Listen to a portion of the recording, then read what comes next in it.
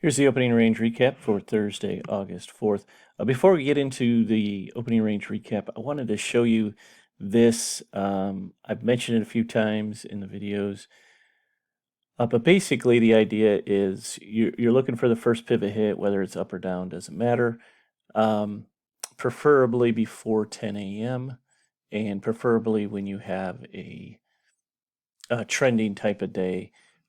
Yesterday, for example, which I'll get into in a second, you had a gap up. Today was fairly flat, but I did want to show you the idea here in today's chart and then in yesterday's chart. For those of you who need to skip ahead, there's no opening range, most safe trades, but I'll get into that in a little bit. But anyways, this is a 15-second chart of the NQ for today. And that first pivot here is at 31 or 13,331.75. And you can see it hit it here. And the idea that I wanted to share with you is you hit the pivot, you retrace down to the 50%, it stops at the 50%. Roughly the 50% was at 1025. Okay, it got down as low as 925, so it went down 1 point farther or 4 ticks farther. The idea would be to buy at the 50%, thinking that we're going to continue in an uptrend if it's an uptrend day, or if it's a downtrend day, doing it in the reverse side. So I wouldn't necessarily do this on an everyday basis, but it's fairly clear on today's chart, so I wanted to show it. So you want to look before 10, preferably. They do happen, a bit after 10, but it's usually the first pivot hit only. And you want the keys to it are hits the pivot and retraces very, very quickly. So again, this is a 15-second chart. So at this is 9:45 and 15 seconds, and by the time it hits, it's 9:45 and 45 seconds. So 30 seconds, 2 bars, it hits its 50% retracement, and as you can see, it popped up right there. So the idea would be in this case is to buy right around 310, 311, 312. So you'd want to have it a few ticks above the 50%, or a few points even above the 50% retracement. And then you'd want to have a stop of about 10 or 15 points. So your stop would be, 95 or so, 295. So down in this area, again, just depends on how big the opening range is and so forth. But in general, you want to have at least a 10 to 15 point, not tick, 10 or 15 point stop on the NQ. On the Dow, I would say, maybe 20 tops. NQ might be 15, might be a little high. So at least 10 though.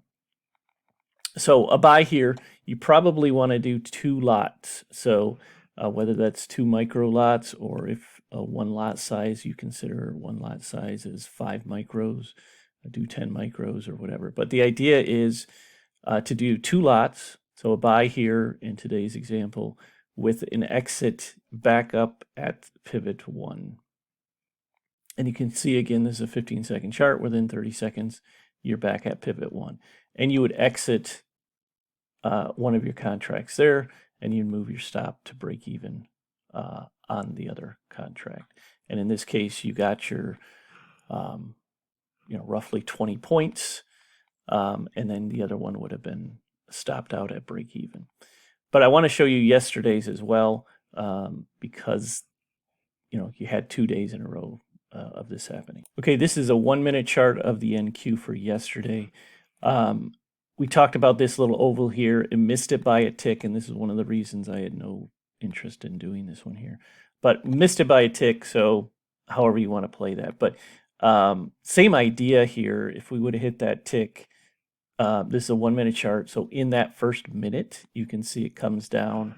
The 50% retracement is 67.25, comes down to 65.25, and then the next minute it starts heading back up. So within 2 minutes, you're back up at the pivot. And The idea is the reason to do two lots is you want to buy one down here with an exit back at pivot area 1, and then you want to hold the second one for pivot area 2. And in this particular case, if you buy it here, you know, the pivot, or excuse me, the 50% was at 67. So let's just round it up to 70. Say you bought it at 70 with a stop, you know, at 60.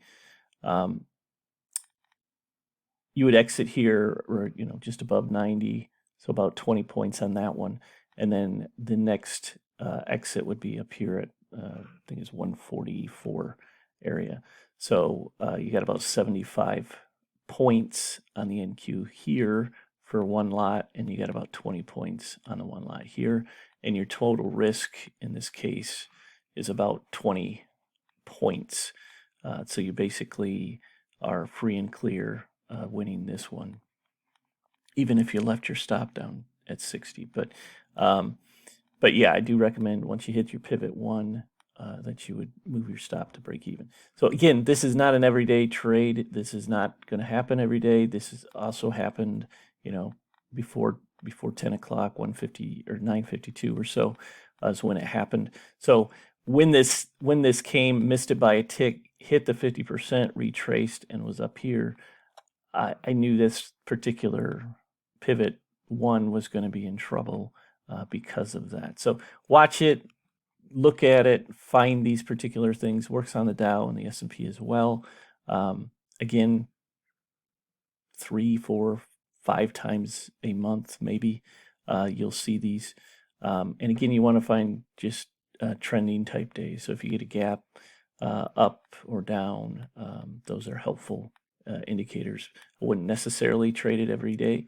On that, in this particular case, you would have made about 90 points on the NQ, which is, you know, if you did trade it every day, you know, basically if you had lost your next 4 days in a row, you made money. Again, that's assuming the opening range is where it is. So anyway, that was a long explanation, but since you had 2 of them in a row, I felt that I needed to share that again. So going to today's opening range recap, have a first pivot hit here on the NQ, one for both 25 and 50, and then you also have a second pivot hit here, which also won for the 25 and 50. ES just had one pivot hit here, one for the 25 and 50, and the Dow did not hit either of its pivot 1s.